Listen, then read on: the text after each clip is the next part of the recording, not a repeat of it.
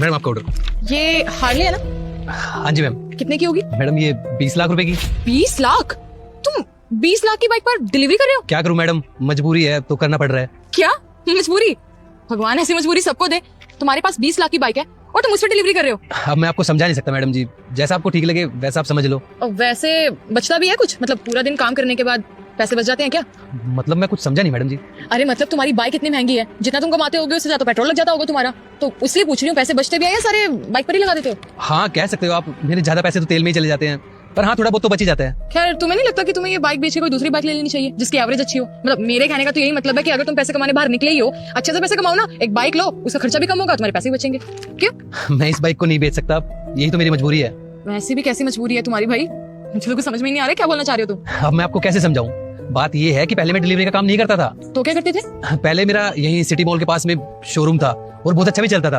और आपको पता ही है जब जेब में पैसे होते हैं तो इंसान को महंगे महंगे शौक भी लग जाते हैं। तभी मैंने बाइक ले ली EMI पे और ये आईफोन। मेरे पापा ने मुझे हमेशा समझाया कि जब भी तुम्हारे पास पैसे आए सोच समझ के खर्च करना और हमेशा बचाना पैसे, ताकि तुम्हारे बुरे वक्त में तुम्हारे काम आए पैसे। पर मैं कहीं किसी की सुनता था। डेली पार्टियां, महंगे महंगे क्लब में जाना, अच्छी जिंदगी कट रही थी मेरी। फिर एक दिन मेरे शोरूम में आग लग गई।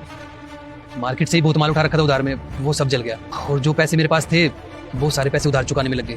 कमाया तो मैंने बहुत, लेकिन मैंने कभी सेविंग नहीं की, तो दोबारा काम स्टार्ट करने के लिए पैसे भी नहीं बचे थे। और मेरी तो ऐसी हालत हो गई थी, इनकी EMI भरने के लिए पैसे नहीं थे। अब मेरे पास दो ही ऑप्शन थे, या तो मैं इन सबको बेच दूं या फिर मैं कोई काम करके इनकी EMI भर दूं। और मैं इनको बेचना चाहता नहीं था क्योंकि मैंने बहुत शौक से खरीदी थी। ओह, ये तो बहुत बुरा हुआ तुम्हारे साथ।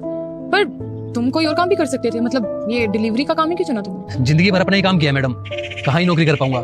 तो बड़ी मुश्किल से ये वाला काम मिला था तो सोचा यही कर लेते हैं। आज जो ये मेरी हालत है ना, इसका जिम्मेदार मैं खुद हूँ। अगर मैं टाइम पे पैसे बचा लेता ना तो मेरी ये हालत नहीं होती।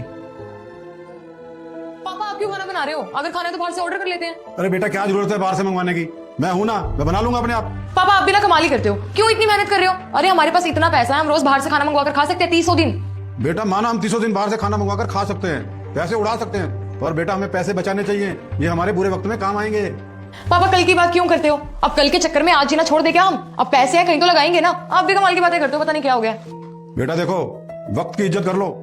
अगर आज हम वक्त की इज्जत करेंगे ना तो वक्त भी हमारी इज्जत करेगा। और बुरा वक्त कभी भी कहकर नहीं आता बेटा, कभी भी आ सकता है, तो हमें तैयारी करके रखनी चाहिए। पापा आप और आपकी बातें मुझे दोनों ही समझ में नहीं आते। आपको जो करना है करो, बस मेरे लिए मत बनाना, मैं तो ऑर्डर करूंगी।